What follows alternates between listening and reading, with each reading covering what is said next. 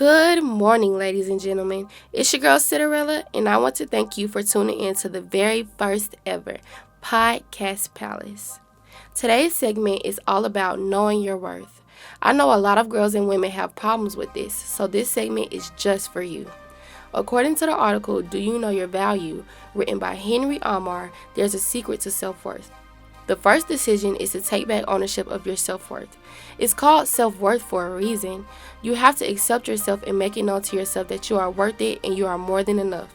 When you are aware of it, then others have no choice but to be as well. The second decision is to recognize, celebrate, and love the parts of you that make you special, unique, and different. You may think something about you is weird, but in all reality, it's unique. Never let anyone make you think that something about yourself isn't worthy enough. As you become more self-aware, the third decision is to make sure you look at your strengths and weaknesses from the right perspective. You can benefit from both your strengths and weaknesses, so never think that your weaknesses determine your value. Today, we have special guest Cyderella Ammar.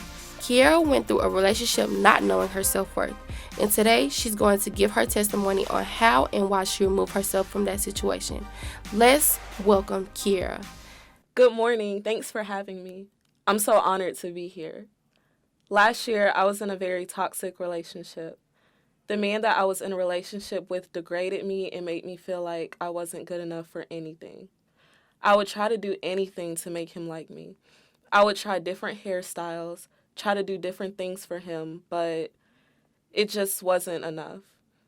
It came to the point to where I was losing weight, crying every night, and abusing myself. It was terrible. I was honestly at the lowest point of my life.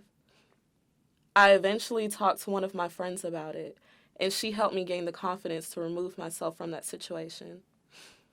Ever since then, I've been stronger than ever.